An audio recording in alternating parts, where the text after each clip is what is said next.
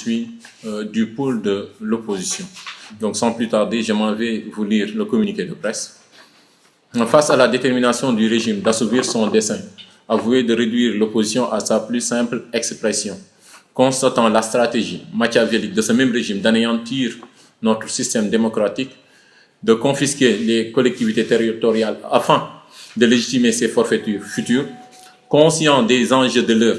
de la nécessité d'une unité d'organes et d'action pour mieux préserver les acquis démocratiques et les intérêts des populations dans un contexte de mal-vivre généralisé, comme vous l'avez constaté, inondations, cherté de la vie, chômage des jeunes, insécurité et j'en passe, et d'accaparement des réserves foncières communales de la part des partisans du régime en place, les animateurs des partis et mouvements politiques ci-après, Bës Du Ñakk,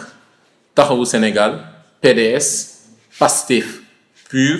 PCS Jëngu Tabax et un autre avenir ont décidé à l'unisson, après plusieurs semaines, je dirais même plusieurs mois de rencontres et d'échanges, de s'unir dans un cadre politique unitaire dont le nom sera dévoilé dans les jours à venir, afin de reprendre le pouvoir local en 2022.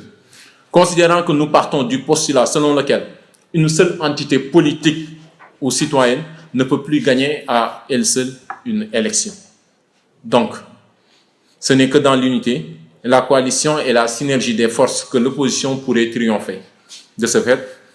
nous avons décidé d'aller ensemble, car l'expérience des élections locales de 2014 est encore fraîche dans les mémoires. En définitive, à travers ce point de presse que nous organisons aujourd'hui, nous informons l'opinion nationale, mais surtout l'opinion locale, qu'à Yeumbeul Nord est né un grand pôle de l'opposition et que ce pôle est ouvert à tous les partis ou mouvements de l'opposition. Donc, le pôle compatit naturellement à la souffrance des victimes des inondations et des autres difficultés de la vie que nous avons énumérées tout à l'heure, mais surtout le pôle lance un appel à la population nord-yeumbeloise pour une inscription massive sur les listes électorales afin que l'opposition puisse triompher lors des prochaines joutes électorales. Je vous remercie de votre attention. tënkal na li nga xamante ne moom la sunu naataango bi mooy professeur Ibrahima Diagne wax léegi ci li nga xam ne moom la pôle de l'opposition bëgg a weccee xalaat ak askan bi. Gis nañu que ni régime bi fi nekk li ko taxoon a jóg te muy wax ko bu yàgg mooy réduire l'opposition dans sa plus simple expression. Loolu la waxoon moom li ci la nekk booba ak léegi te loolu bir na leen. Ñu xam ne nag la mu nekkoon mi ngi nekk ci rey lépp loo xam ni gestion locale la, mi ngi nekk tamit di jéem a dëggal lépp loo xam ni la leen neex la ci ni ñuy doxale réew ñu nag ñu ne fi mu nekk nii li nga xamee que ni mooy sunu wareef mooy nekk benn boobu pour mën a fexe sauver intérêt population Yeumbeul, mais aussi ñu fexe ba nga xamee que ni gàllankoor yi nga xamee population baa ngi koy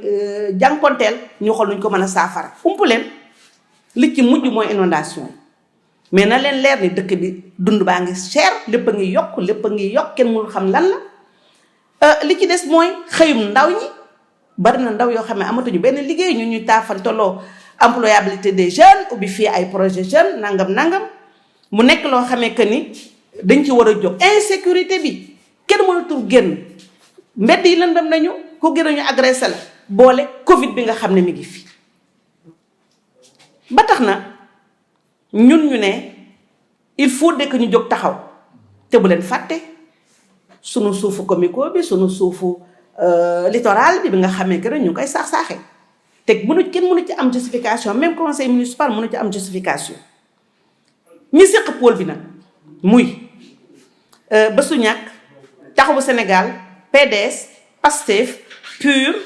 PCS Jëngu et un autre avenir, ñu ne il faut que ñu am benn kuréel bu ñu lëkkale ngir préparer élection yi di ñëw. Te kuréel googu ñu ko commencé doxal depuis le 12 juin donc nekkul ay ñetti fan ñeenti fan boobu ba léegi ñu ngi ciy dox ñu ngi ciy wax te kenn ku ci nekk yaa ngi ciy def sa farata yaa ngi ciy def sa pastef kuréel gi nag dafa nekk rek dañoo lëngoogum mais tur bi génnagul bu neexee yàlla tur bu yàgg dara dina génn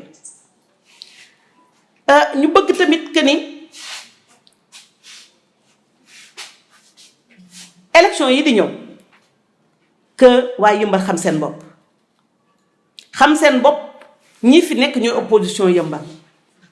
te ba le 22 janvier 2022 il faudrait que pôle bi gagné élection locale yi bu fekk bëgg nañu saafara li nga xam ne wax nañ ko ba tax na sunu pôle bi nga xam ne def nañ ko àndoon nañu nekk benn boole suñu doole boole suñu xalaat boole suñu alal ba nga xamee que ne élection 2000 la ñu jàngoon ci élection 2014 ya yàggul mooy élection yu mujj locales yi ñu mën koo jëriñoo ci élection yi nga xam mooy nekk 2022 bu ngeen xoolee élection 2014 yi ñaari parti d'opposition rek ñaari groupe d'opposition la bu ñu àndoon kon gagné nañ ko donc yoon la pour ñu gagné ndax xam ngeen ni kat élection ñu toll nii c'est que parti au pouvoir moom rek moo mënul dem moom rek asamala ak yeneen parti yi donc yoon la urgent la pour que ñun ñu àndandoo nekk benn dem wutal élection yi ba tax na ñu organiser point de presse bi bëgg a yee képp ku yeewoo ci Sénégal mais bëgg a yeew surtout képp ku yeewoo fii si Yeumbeul wax leen pôle bi taxaw na fii si Yeumbeul Nord te parti d'opposition yi ñuy wax yépp yi fi gën a màndargaw ñu ngi fii toog ak ay mouvement yi nga xam ne ñoo ngi fi te mouvement yi gën a ràññeeku tamit ñoo ngi fi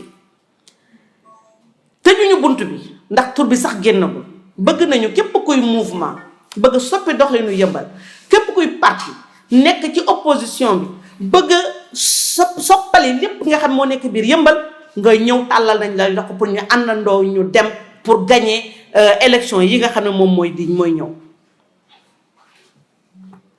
du ñu tëj te massawuñu sunu mbokk yi nekk si ndox bi même yow boo nekk si ndox bi liñ naan affecté nga parce que am na say xet say dëkkandoo say mbokk ñu nekk ci biir ndox bi di massawu tamit ñëpp ñi nga xam ne loru nañu ci Covid bi